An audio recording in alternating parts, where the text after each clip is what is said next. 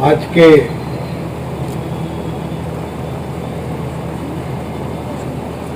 इस मूर्ति अनावरण कार्यक्रम में उपस्थित मंच पर सरोज जी, डाबर जी, डॉक्टर महेश्वरी जी, इस समारोह में उपस्थित तमाम सारे सम्मानित बंधुगण, देवियों, सज्जनों एवं प्यारे बच्चों, मुझे आज बच्चों के गांधी कहलाने वाले बच्चों के लिए कविता के माध्यम से तमाम सारी बातें जो कालजयी हैं, आज भी उतनी ही प्रासंगिक हैं, जो कि आज के 100 साल बाद भी, 500 साल बाद भी, 1000 साल बाद भी रहेंगी। ऐसे महान हस्ती श्री द्वारका प्रसाद महेश्वरी जी की मूर्ति के अनावरण का सौभाग्य प्राप्त हुआ। मैं उसके लिए बहुत बहुत धन्यवाद देना चाहूंगा उनके सुपुत्र डॉक्टर महेश्वरी जी को, जिन्होंने मुझे आज इसके लिए यहाँ पे बुलाया है।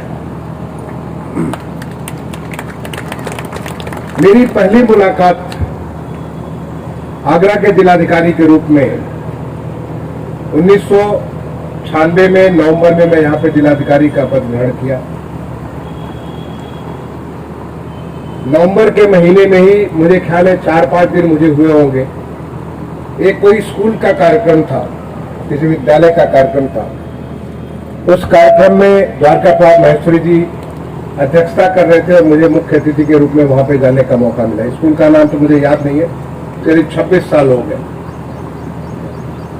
लेकिन ये मुझे स्मरण है कि मैं जब उन्होंने मुझसे बगल में कहा मैं द्वारका प्रसाद महेश्वरी हूँ, मैंने तुरंत उनके पांव छुए क्योंकि मेरे बगल में थे। मैंने कहा मैं धन्य हुआ आज आपसे मिलकर के। आज मैं उस कवि से मिल रहा हूं जिससे मैंने कविता पढ़ना सीखा था। सूरज निकला चिड़िया बोली, कलियों ने भी आंखें खोली, आसमान में छाई लाएगी हवा भई मनमाने वाली। अरे देखिए कि वो मैंने कक्षा 1 में वो कविता पढ़ी थी और आज भी मुझे याद है। कविता मैंने सीखा था वहां से। आज मैं ऐसे कवि से मिल रहा हूँ, काली काली कूकू करती। क्या बात। यदि होता इंद्र नरेश को राजमहल में होता, सोने का सिंहासन होता, सिर पर मुकुट चमकता। वीर तुम बढ़े चलो, धीरे तुम बढ़े चलो, सामने पहाड़ हो, सिंह की दहाड़ हो, तुम निडर डरो नहीं, तुम कभी रुको नहीं। वीर तुम बढ़े चलो, धीरे तुम बढ़े चलो। मैंने कहा मैं तो धन्य हो गया आपके बगल में। मैंने कहा मैं बस यहाँ पे मंच पे आपसे बात तो नहीं कर सकता, लेकिन मैं आपसे मिलने के लिए 1 घंटे के भीतर आऊंगा। मैं वापस घर पहुंचा, अपने प्राइवेट सेक्रेटरी से मैंने कहा भाई मुझे तुरंत बाकी कार्यक्रम छोड़िए, मैं द्वारका प्रसाद महेश्वरी जी के यहाँ उनका आशीर्वाद लेने उनके घर जाऊंगा। मेरे प्राइवेट सेक्रेटरी ने कहा कौन सा द्वारका प्रसाद महेश्वरी? मैंने कहा यार ये तो बड़ा गजब का काम हो गया। जिस आदमी के प्रति मेरे मन में इतना सम्मान है, इतना आदर है, जिसको पढ़ करके मैंने बचपन में कविता जाना कि कविता क्या होती है, कविता नहीं बल्कि जीवन के रहस्य को जाना। बच्ची वो अभिलाषा सुना रही थी, तमाम सारे ऐसे ऐसे उदाहरण दे करके बच्चों के मन में कैसे पहाड़ क्या करता है, नदी क्या करती है, हवा क्या करती है। फटकर बोला चाँद एक दिन माता से वो बोला, सिलवा दे माँ मुझे उनका मोटा एक झिगोला। मैंने ऐसी ऐसी बातें जो मैं बचपन में तकली रानी नाच रही कैसी मनमानी। मैंने जिसको मैंने इतना सुना, कमाल है सर। मैं उससे मिल के आऊँ, मैं उसका आशीर्वाद लेने जाना चाहता हूँ उसके घर पे। और मेरे ऑफिस के लोगों को पता भी नहीं कि कौन से द्वारका प्रसाद महेश्वरी। मैंने कहा कुछ नहीं, पता करिए और मैं आधे घंटे के भीतर तैयार होकर के मैं सीधे उनके घर जाऊंगा। और मैं पहुंचा उनके घर, वो भी इंतजार कर रहे थे। और करीब 1 घंटे तक उनके साथ मेरी चर्चा हुई। तमाम सारी बातें, तमाम सारी चीज़ों को, कैसे वो एजुकेशन डिपार्टमेंट में डीआईओ के रूप में, या कैसे वो हमारा साक्षरता मिशन के डायरेक्टर के रूप में, एक टीचर के रूप में क्या क्या काम उन्होंने किया, वो सारी बातें, बहुत लंबी उनके साथ चर्चा हुई। मैं जब आपसे बात कर रहा हूँ वो सारी की सारी बातें मुझे वापस मानस पटल पे वैसे ही उसी रूप में जैसे लगा कि डॉक्टर प्रसाद माहेश्वरी की ये जो एक मूर्त आपने बनाई है, बिल्कुल सजीव मूर्ति, जैसे लग रहा है उसके साथ बैठ करके भी करता है। ऐसे मनीष जी कभी कभी होते हैं, काल नहीं होते। तुलसी ने रामचरितमानस की रचना की, बाबा तुलसी तो चले गए, लेकिन हर घर में तुलसी, हर घर में वो लोगों के भगवान राम, मर्यादा पुरुषोत्तम राम की कहानी कहने के लिए, तमाम सारी मर्यादाओं को बताने के लिए, भाई भाई के बीच में, भाई बहन के बीच में, पिता पुत्र के बीच में, गुरु शिष्य के बीच में, हर एक मर्यादा है। राजा और प्रजा के बीच में, राजा और मंत्री के बीच में, आप किसी भी मर्यादा को देख लीजिए, जितने भी ह्यूमन रिलेशंस हैं, हमारे जितने व्यक्ति संबंध है, उन सारी मर्यादाओं को स्थापित करने वाले, मर्यादा पुरुषोत्तम राम का चरित्रकार करने वाले बाबा तुलसीदास तो चले गए, लेकिन उनकी तुलसी की रामचरितमानस आज हमारे मन में बसी हुई है, हर घर में बसी हुई है। ऐसे ही बच्चों के गादी डॉक्टर माहेश्वरी जी, वो सदैव तो नहीं है, मैं कह रहा हूँ जैसे उनसे मैं जब आपसे बात कर रहा हूँ, मुझे ऐसी फीलिंग आ रही थी जैसे मैं उनके साथ बैठ करके चर्चा कर रहा हूँ। और उसके बाद वो तमाम सारे मौके मिले जब अलग अलग मंचों पे उनसे मेरी मुलाकात हुई। और मुझे ख्याल है जब मैंने यहाँ पे आगरा में सतत शिक्षा को शुरुआत करने जा रहा था, और उसमें माननीय मुख्यमंत्री उसमें थे माननीय कल्याण सिंह जी, उनसे मैंने निवेदन किया था कि सर आप मुख्य अतिथि रहेंगे, अपने प्रदेश का एक बहुत बड़ा गौरवशाली चीज प्रदेश में पहला जिला सतत शिक्षा का शुभारंभ करने जा रहा है, आप इसका उद्घाटन करें। तो उन्होंने हाँ तो कही थी, बट अल्टीमेटली वो नहीं आ पाए, किन्हीं कतिपय व्यवस्थाओं की वजह से। तो शिक्षा मंत्री जी आए थे, कोई त्रिपाठी जी थे, मुझे नाम पूरा है, रविंद्र त्रिपाठी जी, मुझे ख्याल है झांसी के रविंद्र त्रिपाठी जी शायद आए थे, शिक्षा मंत्री थे। और यहाँ के स्टेडियम में यह कार्यक्रम हुआ था। उस कार्यक्रम के लिए मैंने अहमदाबाद से युवक बरादरी के लोगों को बुलाया था, क्योंकि उनके बारे में मैं पढ़ा था, वो एक साथ बड़े सारे अनोखे काम करा सकते हैं। मैंने कहा इतना बड़ा कार्यक्रम उत्तर प्रदेश का ऐसे अनोखे रूप में होना चाहिए। और ख्याल है कि उनके द्वारा उनकी पूरी टीम ने आकर के यहाँ पे आगरा में 40 स्कूलों में 250 बच्चों का, यानी 10,000 बच्चों का उन्होंने पहले ट्रेनिंग कराई, हर स्कूल में ट्रेनिंग कराई, फिर ग्रुप में ट्रेनिंग कराई, और लास्ट में जो कार्यक्रम हुआ था उस कार्यक्रम में मैंने द्वारका प्रसाद माहेश्वरी जी को कहा था कि इसकी अध्यक्षता आप करेंगे। और इसमें 10 गाने उन्होंने कहा, 11वां गाना आपका होगा। द्वारका प्रसाद माहेश्वरी अध्यक्षता ही नहीं कर रहे थे कि 11वां गाना उनके ऊपर जो बच्चे, 10,000 बच्चे, छोटे छोटे बच्चे, जैसे ये बिटिया अभी आहाना मेरे पास आकर के अभिलाषा सुना रही थी, ऐसे 10,000 बच्चे आगरा के तमाम सारे स्कूलों से आकर के एक साथ अपने आप में कितना, अगर किसी के पास वीडियो होगा, उस जमाने में तो टेक्नोलॉजी इतनी नहीं थी, अगर किसी के पास वीडियो का आप जरूर शेयर करेंगे, नहीं तो कम से कम यहाँ के रखेंगे। ऐसा कितना अभूतपूर्व कार्यक्रम हुआ था। और मैं बैठा था, एक तरफ हमारे माननीय मंत्री जी रविंद्र त्रिपाठी जी बैठे थे, बीच में माहेश्वरी जी बैठे थे, और उसके दूसरे तरफ मैं बैठा था।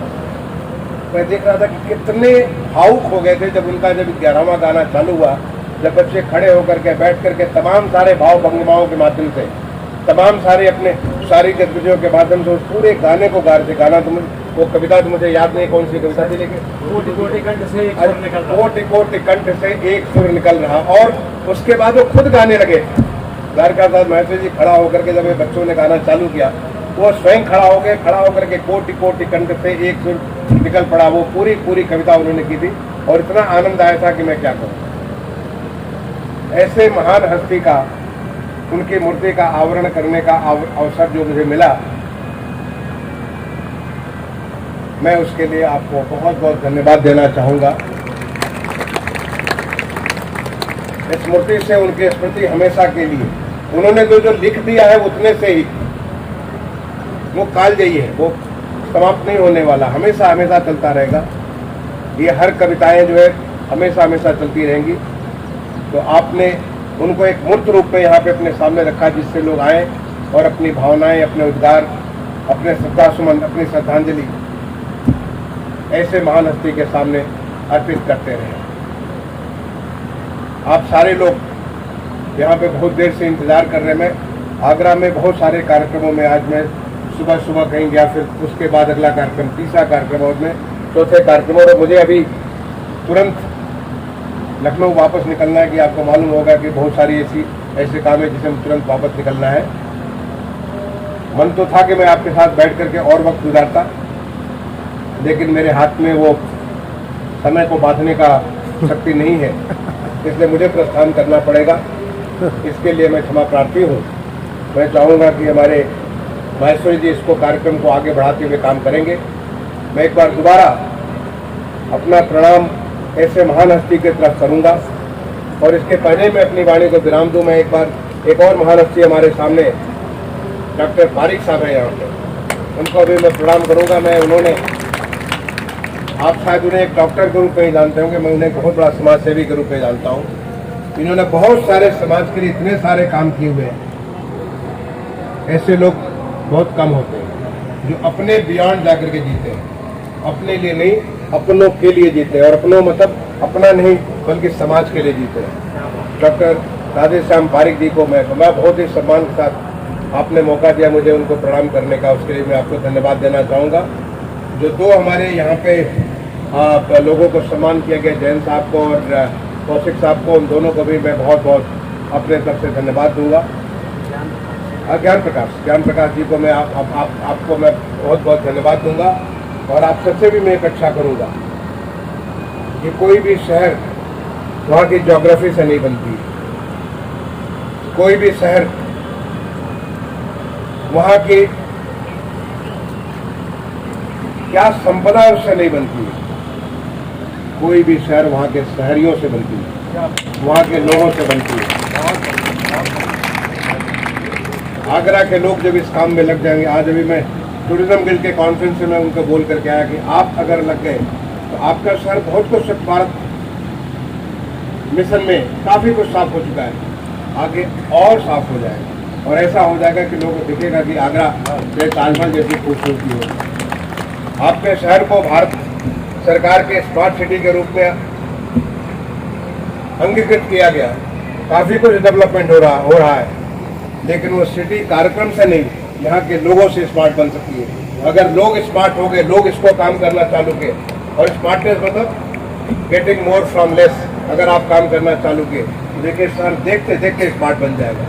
आपका शहर, आप सौभाग्यशाली हैं कि यहाँ पे ताजमहल इसे देखने के लिए दुनिया भर से लोग आते हैं, देश के कोने कोने से लोग आते हैं। लेकिन यहाँ से जो लोग लेके जाए इस हमारे देश की संस्कृति को, हमारे देश की सनातन संस्कृति को, हमारे देश के यहाँ की सभ्यता को, हमारे देश की यहाँ के इस ऐसे तमाम सारे अनुभवों को लेकर अपने साथ सुझो के जाए। अभी मैं सवेरे ताज नेचर वॉक में था, वन संरक्षण को, प्रकृति के संरक्षण को, ये सब तमाम चीज़ें यहाँ से लेके जाए और यहाँ एक मिसाल कायम हो, और वो कायम हो सकती है मिसाल, आप सबसे मिसाल कायम हो सकती है। तो मैं इस बात का भी आह्वान करूँगा आगरा वालों के लिए कि आगरा को ऐसे सजोइए कि हर लोग है आगरा में आने के बाद उन्हें एक देश का नहीं बल्कि दुनिया का एक खूबसूरत शहर देखने का मौका मिल रहा है। मैं एक बार दोबारा श्री द्वारका साथ माहेश्वरी जी को, इस कालजयी पुरुष को प्रणाम करता हूँ, अभिनंदन करता हूँ, अपने श्रद्धासुमन अर्पित करते हुए अपनी वाणी को विराम देता हूँ। धन्यवाद। जय हिंद, जय भारत। जाना है और आप समझते हैं उनकी व्यस्तता, इसलिए इस कार्यक्रम को अति सूक्ष्म करने जा रहे हैं। मैं अनुरोध कर रहा हूँ डॉक्टर विनोद माहेश्वरी, श्रीमती सीमा माहेश्वरी, डॉक्टर प्रांजल माहेश्वरी, डॉक्टर हर्षा माहेश्वरी, प्रांतिक माहेश्वरी, रिया माहेश्वरी और देवी आना से वो सब मंच पर आए और हम सब की ओर से एक छोटा सा आज का स्मृति चिन्ह के रूप में मैं क्या कहूँ, क्योंकि हृदय तो ये कह रहा है कि उनकी बातें सुनते रहें और सुनते ही रहें, लेकिन जैसा मैंने कहा कि समय की अपनी सीमाएं हैं, मजबूरियां हैं, तो उनका सम्मान शाल पहना सामने से छोड़िए पुष्पकलिका भेंट करके, और साथ साथ इस अवसर पर हम सब ब्रजवासी हैं तो ब्रज के प्रतीक, ब्रज की प्राण रेखा है श्री कृष्ण, उनकी एक प्रतिमा भी हम सब की ओर से ये वैश्विक परिवार उन्हें भेंट करने जा रहा है। मैं समझता हूँ आज सबकी भावना साइड में, मैं जानता हूँ कि बहुत सारे लोग आज का सम्मान करना चाहते थे माल्यार्पण के द्वारा, लेकिन जैसा मैंने कहा, आप ये मान लीजिए कि आप सबका प्रतिनिधित्व कर रही है वो टोली जो आज इस मंच पर है, जिन्होंने ये व्रत लिया है कि आगरा के साहित्य को जीवन से बनाए रखेंगे। मैं सिर्फ ये कह सकता हूँ कि आज का ये पल, आज का ये अवसर हम सब के लिए स्मरणीय है, क्योंकि वो शख्सियत जिसके एक गीत को कब सुनाया जाए, ऐसी बात कही थी कृष्ण विनायक फड़के साहब ने कि जब उनका देहावसान हो तो बजाय राम नाम शब्द कहने के हम सब सुमन एक उपवन के इस गीत को गाया जाए। ऐसी अद्भुत ये बात थी, हृदय की इच्छा थी और ये पूर्ण हुई। तो ऐसी अगर भावना किसी के अंदर उठ सकती है किसी कविता को सुन करके, मैं समझता हूँ कि वो शख्स अपने आप में महान है।